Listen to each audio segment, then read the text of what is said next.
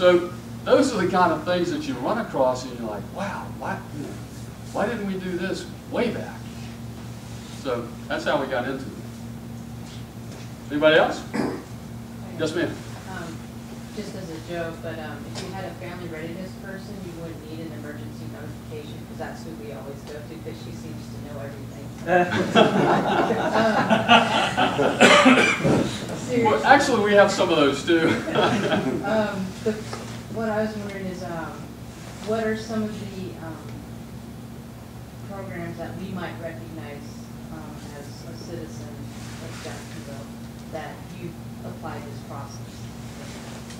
Actually, outside the agency, you're probably not going to notice much because it's those internal business processes that we're really focusing on, like the reproduction unit. Now, outside community is not going to notice that.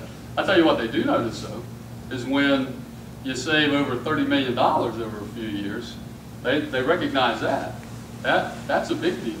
And that's not even including the money that we have not spent. I don't want to call it a savings, but we put off spending just because of lean thinking. You know, we went in, our jail is overcrowded, or was overcrowded. So they come over and I'm like, okay, we got to fix this. Somebody come back, give me a plan. The director of corrections come back and he says, as they usually do, Sheriff, we can build a 686-bed facility at the prison farm for $32 million. I'm like, you guys obviously haven't been reading the newspaper.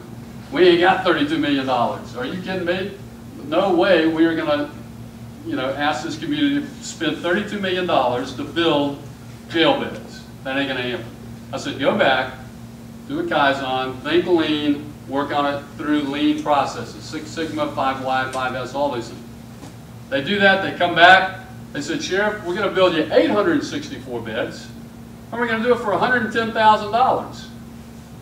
I'm like, well, you guys got to be smoking dope over there. I don't know, what's y'all drinking that buck, that the inmates make. Here's what they said.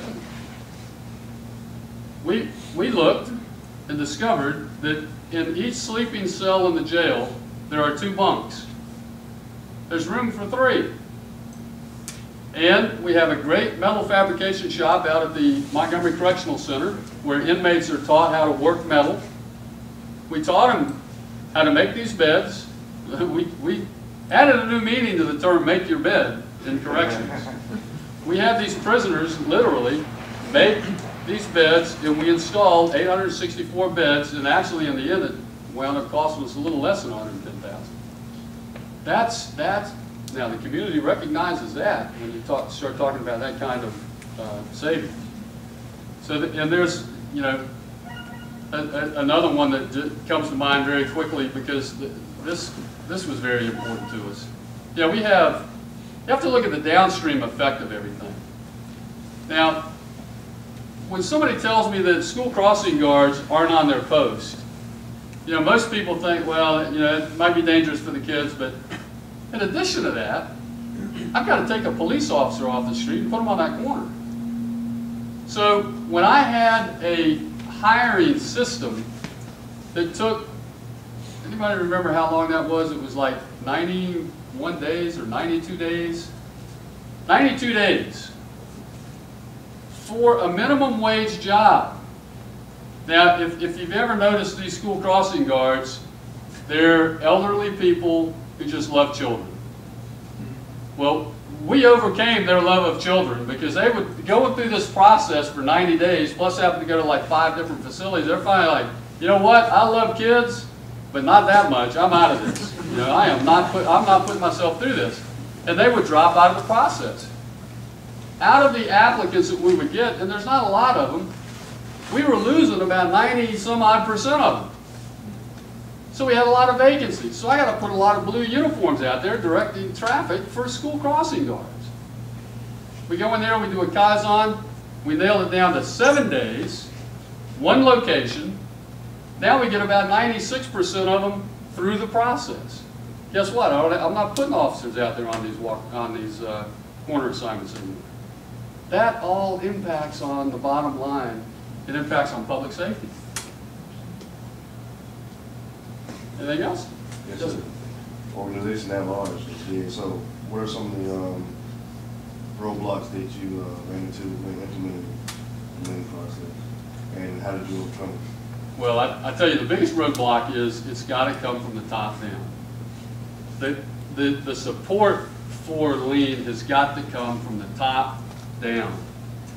Now, the process has to work from the bottom up. And I tell you, what you've really got to overcome is the idea that it's a program, that somebody's going to come into your unit and do for you. No. The people in that unit are going to conduct the Kaizen. They're going to run it. We're going to have some facilitators come in and help you, but you've got to do it yourself. And that's why it works.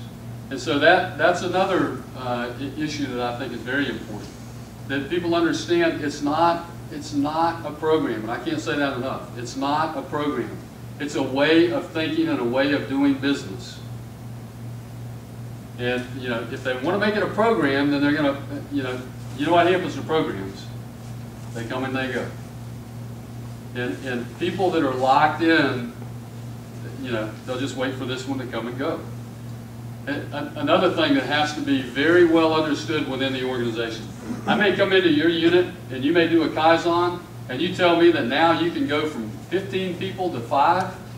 Guess what? Those 10 people aren't going to lose their job. That's a commitment from the top. We will find somewhere for them to go, something for them to do, but nobody ever loses their job because of lean.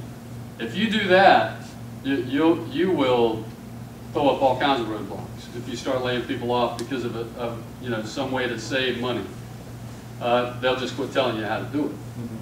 So you have to make sure that everybody understands their job is secure. And trust me, we can just add a lot of efficiencies into our business. We don't have to go laying people off. Trust me, we can use a lot more people around. So that's never been a problem. But that is something they have to understand going in. Otherwise, you won't get the real results that you could otherwise. Good question.